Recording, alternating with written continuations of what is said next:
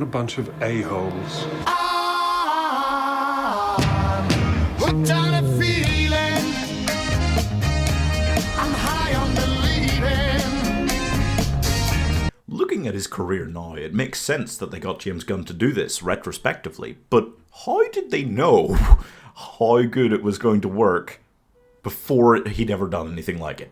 Guardians of the Galaxy stars Chris Pratt, Zoe Saldana, Dave Bautista, and Vin Diesel and Bradley Cooper in two of the most overpaid easy roles in history. Peter Quill was taken as a child from the bedside of his cancer-ridden dead mother by a bunch of aliens who intended to deliver him to his mysterious intergalactic father, but instead decided to keep him, threatened to eat him for years, while raising him among the worst villainy and scum in the galaxy.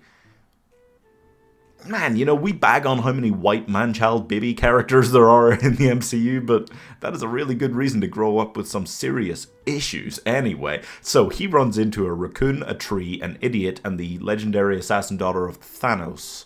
Man, she is overqualified for this team. And together they get wrapped up in a war between the Kree and Xandar, an Infinity Stone, and a dope-ass soundtrack. Man, James Gunn was custom built for superhero films, okay? I know that people try to say, no, about the whole DC leading thing now, but this man just understands that you can take the goofiest, weirdest comic book characters and turn them into something way more than the sum of their parts, okay? Because you probably at this time in the MCU could have got away with just doing a Star-Lord film with Chris Pratt. It might have been fine, might have worked.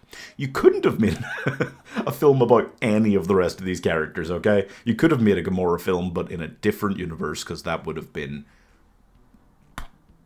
R-rated. Yeah. But James Gunn just understands how to take this kind of goofiness and cheekiness, weave it together with the big action sequence, emotional trauma, and all of these gimmicky, comic booky things that some other directors just leave to one side because they don't understand how to actually work those into a blockbuster film. These, the goofier side of things that you get in comic books. And yet he gets it. He's just always gotten it. That's the beautiful thing about him. He is a nerd. Full on, as much as you can say for any director, oh yeah, they understand comic book. This man deeply understands comic books. They managed to build the cosmic side of the MCU from the bottom brick up, flesh that out, establish Thanos properly, and the Infinity Stones, the full proper explanation of those, and they created an entire team of lovable characters without a weak link in there, all in one film. That's insane. It's got a tight, exact 2-hour runtime pretty much, and that it seems short in the grander MCU, and yet it does that so that it can just remain perfectly paced, just ride through.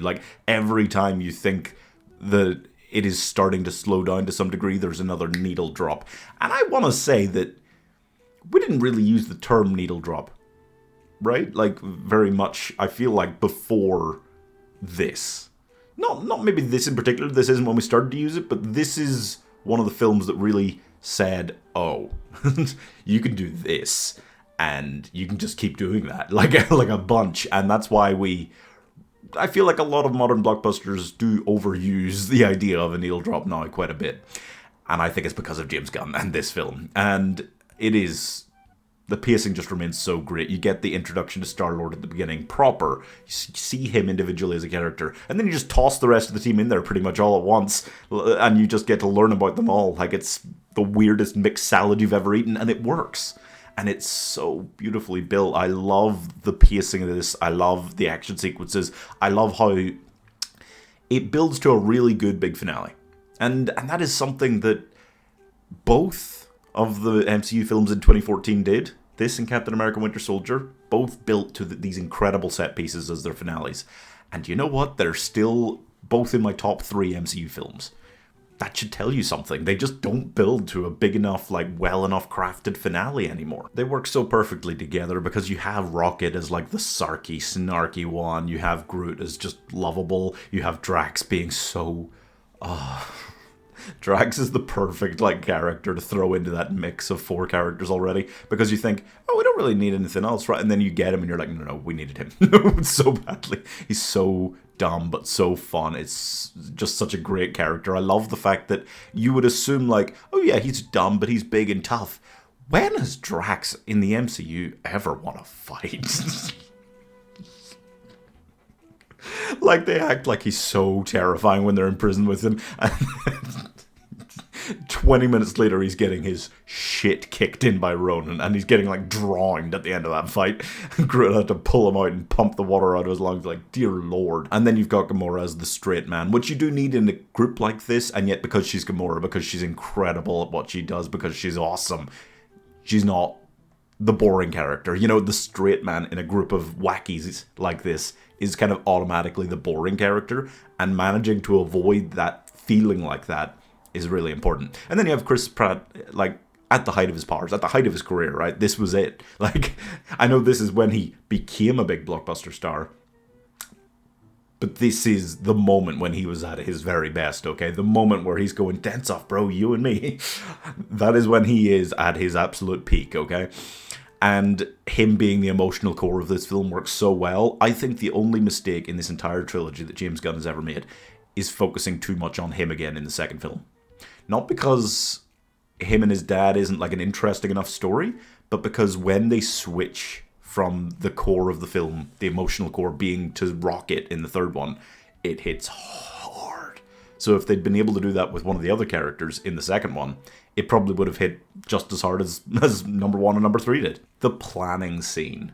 Okay, just and it's just a microcosm of the whole film for me. The bit where they are sitting around, they're like, what do we do? I've got a plan. How much of a plan? 12% of a plan. That's terrible. And Groot's like, oh, it's better than 11%. Like, that is, to me, perfection. And that, to me, is exactly the thing that James Gunn does best of all, okay? Bring a bunch of weird characters together, have them form this dysfunctional family, and then have them just bickering and arguing in this fast-paced, like, exciting, these moments like that as you build up to a big finale. And then the finale itself, I mean, aside from anything else, when you have John C. Reilly and Peter Serafinowicz on screen, and they're only playing, like, the 8th or 9th most interesting, funny characters, that's just impressive, okay? And it is such a great sequence. The Xandarians coming in, and the Ravagers are around, and Yondu showing what his, like, his needle thing could do.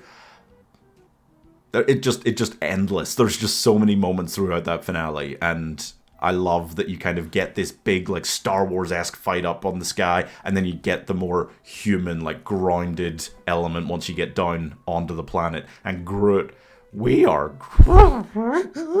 Now, about that soundtrack, there are a ton of movies with such a memorable listing of songs they play that it is, you know, it becomes a definitive part of the film. Baby Driver leaps to mind, but I don't know if there's a jukebox soundtrack like this put together in history that's any better than this one. You have so many moments. I feel like every song is just ingrained into my brain, even if they only play in the film for about 30 seconds.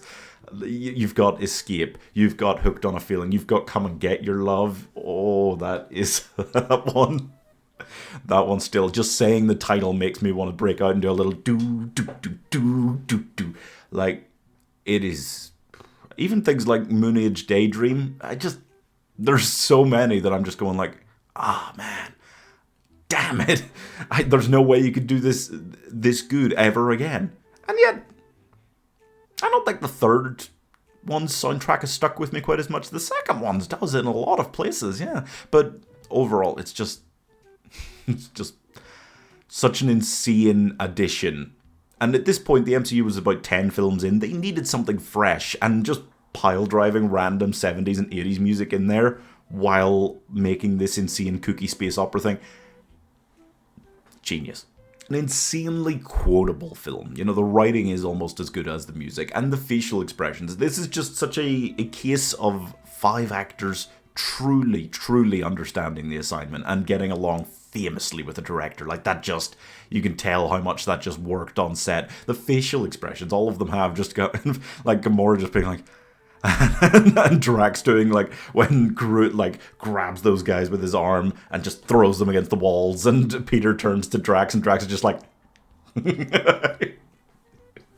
this is an incredible film. It's one of my favorite films of that entire just decade, practically. I do think it is a real showcase of where, like, blockbusters were at in the 2010s, like, at their very height, you know? And I think 2014 is such a great year looking at it, because this had this Captain America Winter Soldier, it had the first Kingsman, I swear. Like, these kind of, like, action but comedy films, they were at the height of their powers before the they really started to decline and get a little bit too goofy a lot of the time later in the decade, I think. So I'm giving Fuck You, We Are Groot 5 stars. Ooh, child, things are gonna get worse from here.